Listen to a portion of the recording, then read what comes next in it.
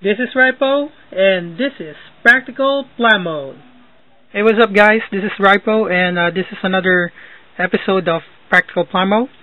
And for this time, I'll be discussing painting tools with you. And just a disclaimer from me. This will not cover everything about painting. This is just what I usually use, and I usually hand paint, so expect tools for hand painting. Okay, so let's start things. Okay, let's start with what paint I use, and I usually go for acrylics. They're easy to work with because they're water soluble, and there's no fumes to worry about. And I have a variety of brands here. What I use usually would be this brand, Vallejo acrylics. So I have a bunch of them here, as you can see. Okay, come in small, convenient plastic bottles, and they usually have a drip top, so you can use sparingly. Okay, set aside Vallejo here, and also craft acrylic. This one's Semco. Okay, you can actually have those purchased in your usual favorite craft or painting store. I also have a ton of white paint. As you know, I mostly paint Gundam model kits or Gunpla, and yes, Gunpla uses a lot of white, so this explains this big tub of acrylic, white acrylic. And then for most of the colors that I don't find in the other lines or other brands, I pick up Mr. Hobby acrylics there. Okay, they come in these small glass bottles, and for some other miniatures, because sometimes you just have to use a bit more, I use Citadel there, Games Workshop, or what people call Warhammer paint there. Okay, so that's practically what I use to okay, now you're probably wondering why I'm holding a tile here, bathroom tile. This is what I use for a pallet there. It's just a simple unused bathroom tile I found somewhere here at home, and I use it because, for one thing, the surface, as you can see here, is shiny, and it actually doesn't let paint settle fast. It keeps the paint wet, it keeps the paint pliable, and it's easier to clean than plastic or metal pallets available.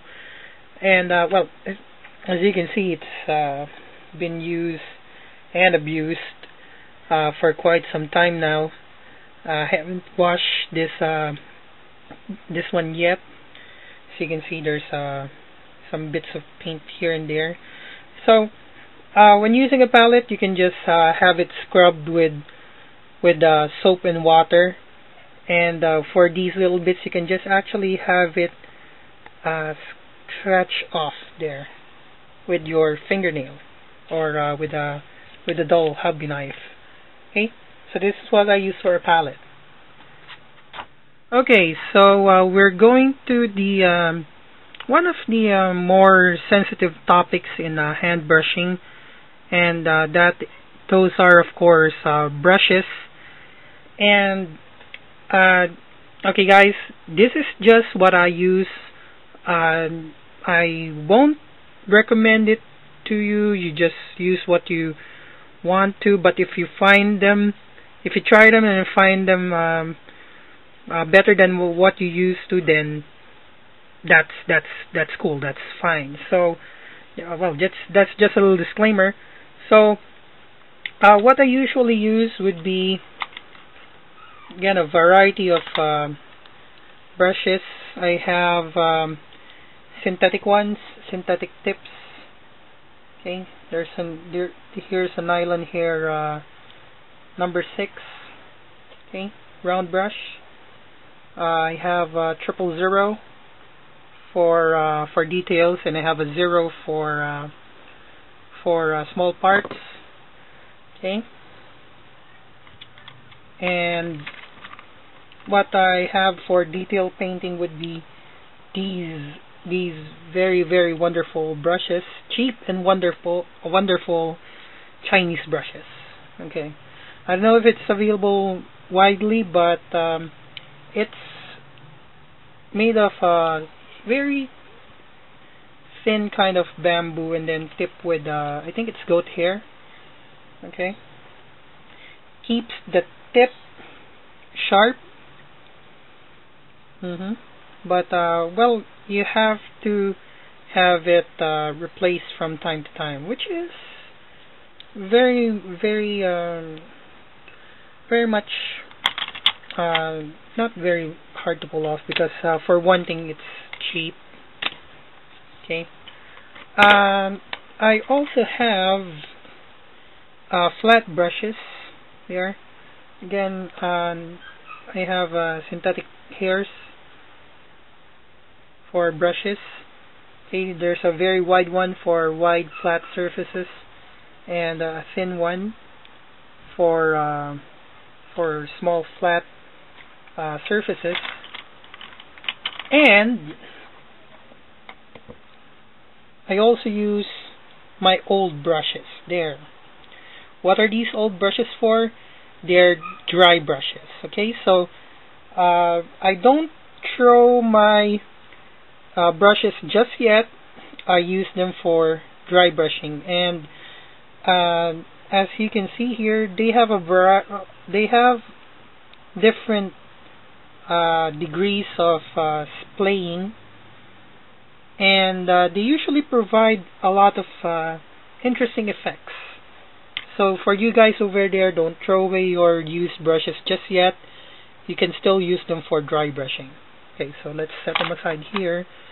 And then for pan lining, for mecha modelers out there, these are very indispensable tools. These are called micro pens.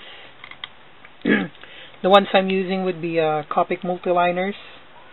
There, I have the non-refillable variety, and I have the refillable one, the SP1. Okay, and as you can see here, it has a tiny point, much like a technical pen. Okay, this one is 0.5 millimeter one, and I have the smallest that I have would be a 0.03, and I use them for panel lines, those small surface detail along Gundam model kits or other mecha model kits that usually paint doesn't seep in there very well. So I use these pan liners or micro pens to have them detailed or painted. Okay, so what I can generally recommend is have a variety of round and flat brushes like I have here, and then if you can't find these markers, well, you can just settle for felt tips, or if you have technical pens, they do work well also. Okay. Alright, finally, this is actually also they're also tools for building. I have a variety of paper clips here, there. Okay, I use them to hold parts while painting, so can have the paint off my hands during the process. So there, you can see there. Okay, and I actually also have a number of alligator clips for very small parts. Take note. Those are for sample V-fins or small boosters. These are handy. Okay, and another set of paper clips there. So keep them handy while you're painting. Right. So there, guys. That's my painting tools. And if you have any suggestions, just put a comment down there in the comments box here in this video. Find it interesting, just like it or fave it. And do drop a message, any kind of message, violent reaction or something like that for this video. And before I go, I want to give a shout out to my Deviant artists and Deviant Art and YouTube friends: Red Cherry 5, Blue Fox Vash 68, Hetzer or Bangdal SS, one of the finer mecha modelers out there, Clem Master Janitor, another good guy. Let's see, who am I forgetting? Risky Business or Aurora Lion. You just made a new account, by the way. So yeah, forgot your new name. Who else? Let's see. And to all those that I haven't mentioned, I just can't pull it out of my head. But I'm just saying hi, and more power to all of us. And you guys over there, check out their Deviant Art names and check out their work. Okay, so this is Ripo, and next time hopefully we'll be seeing some actual building and painting. Alright, next time.